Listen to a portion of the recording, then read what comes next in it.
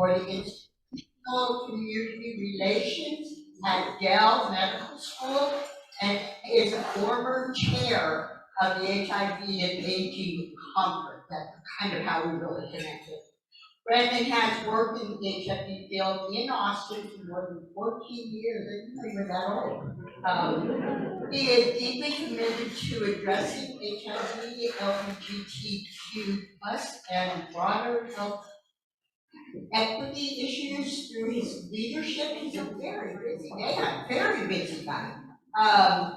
Leadership with the Austin Fast Track Cities, the Texas HIV Syndicate, there's more, Central Health Equity Policy Council. He's really getting me going. And Austin LGBTQ Quality of Life Advisory Committee. Plus, he's actually one of the best people I've ever had the opportunity to be with in whole damn life. So why don't you come up here?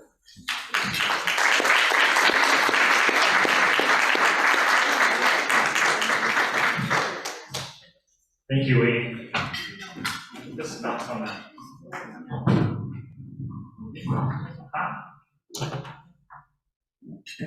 Hi, friends.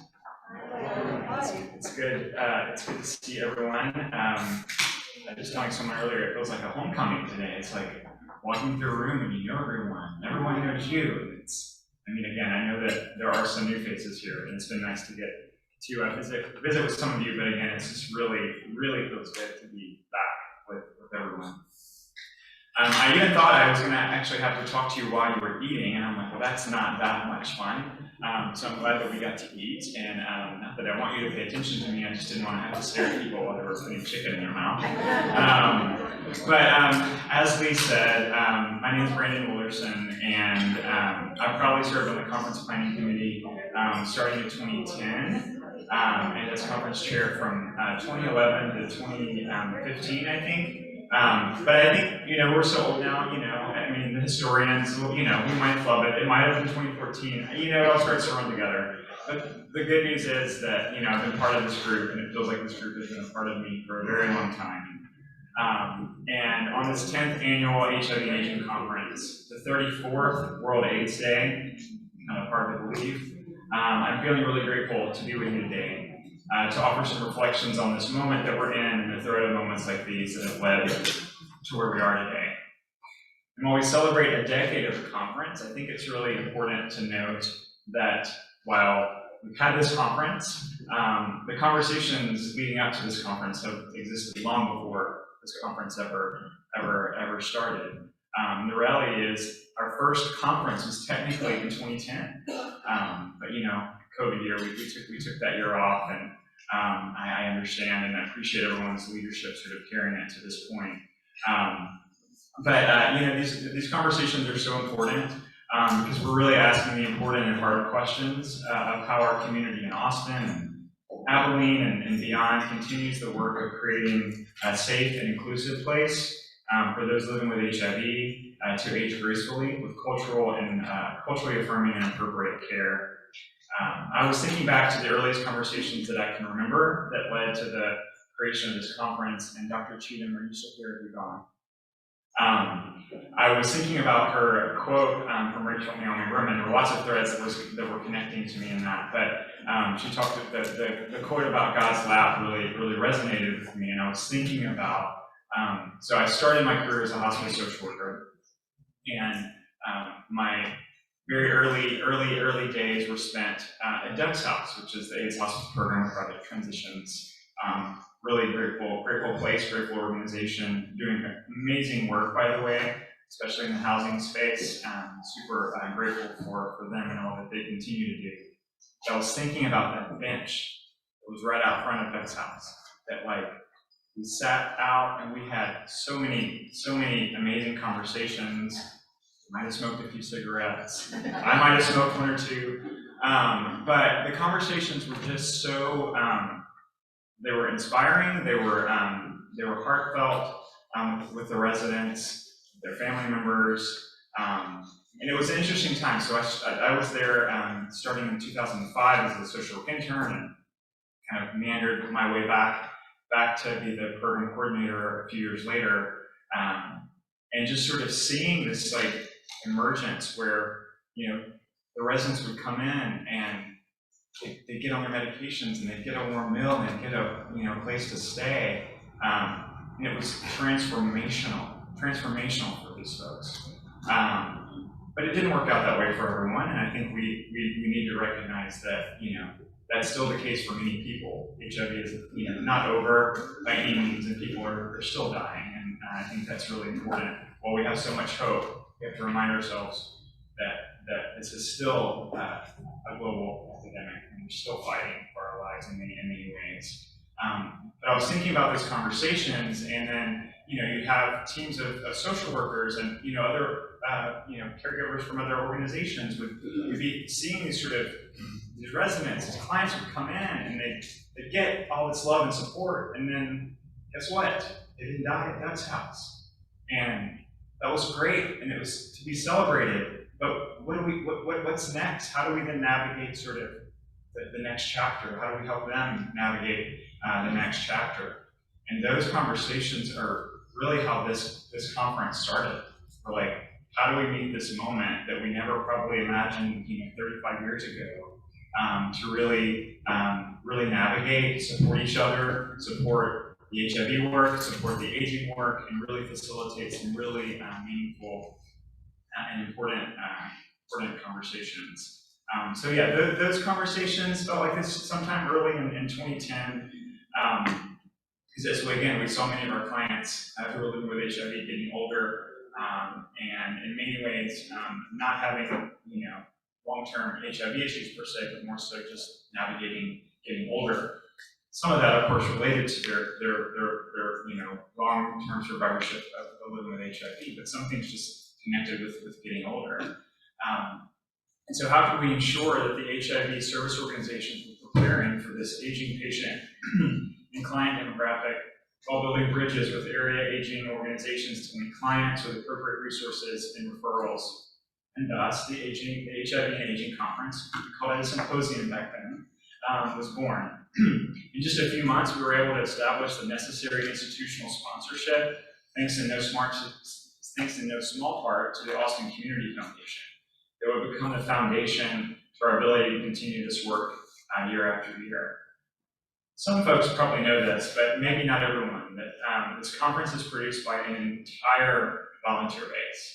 Yes, many of us work at HIV organizations and aging organizations, but this is over and above what is on our job description, for those who are just volunteering out of the goodness of their hearts with no paycheck coming in.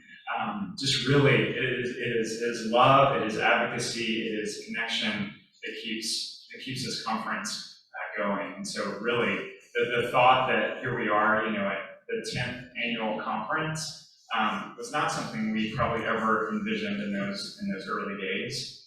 We were just trying to meet the moment. We were just trying to be very practical in many ways and pragmatic about how we connected our clients, our community with the vital support that was needed. And the thing, again, not that we intended to set out to create something that was, so unique, it was just meeting the moment, but here we are in the 10th year, and I don't think there is any other conference like it in the state, in the country, that's solely focused on navigating these specific issues. Like hearing that we have someone here in Mexico City, that's really cool.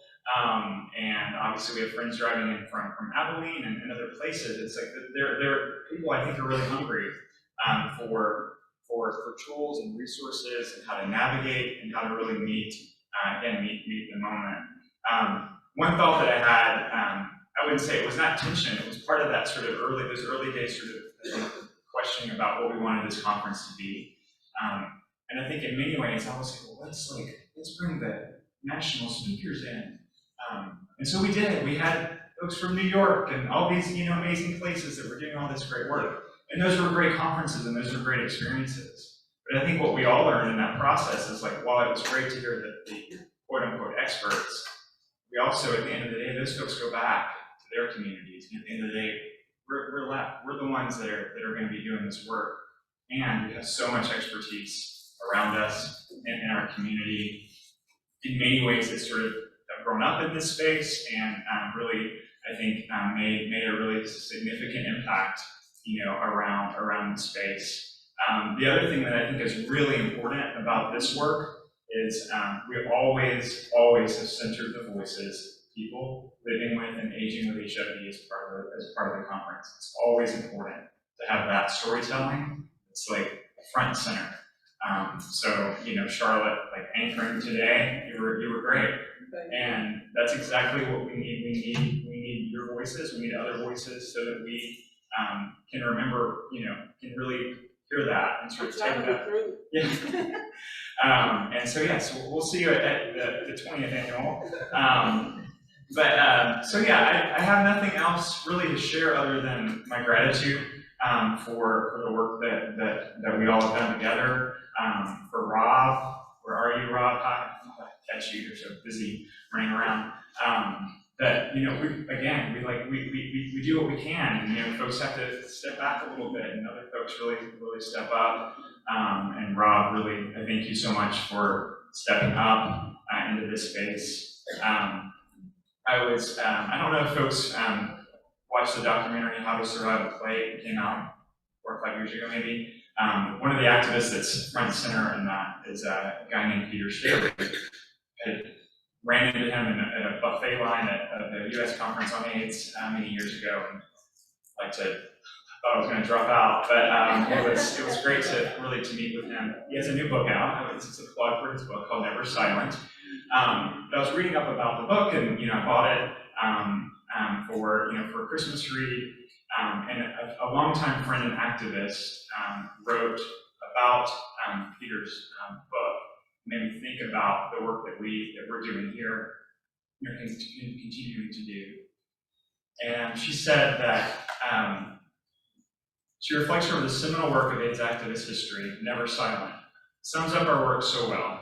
In describing the people involved in AIDS activism over the past 40 years, Staley proves that while having a lot of money or famous people on your side is helpful, there is a role for each of us to play.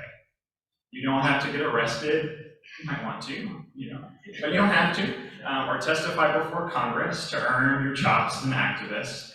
That diverse coalition is made up of people like you and like me, and who are passionate about ending the epidemic once and for all. There are so many ways to contribute. It's a matter of matching your strength to the need. So in closing, we need you in this fight with whatever you have to offer. There are lots of ways to stay involved. Obviously, there are ways to continue to work with volunteering on the great conference planning committee, getting involved in the Austin HIV Planning Council, Fast Track Cities. There are ways to get involved and plugged in because it's really important. At the end of the day, this is what we have, right? It's each other. And so I really encourage you and challenge you to step up and maybe get a little uncomfortable and really sort of make your stance and contribute in a way that's really meaningful for you, because I know it will be meaningful for the community. So thank you all so much for having me speak to you all today. It's really great to be back in this homecoming conference, and I really hope you have a great rest of your conference and a great rest of your week, and happy holidays. Thank you.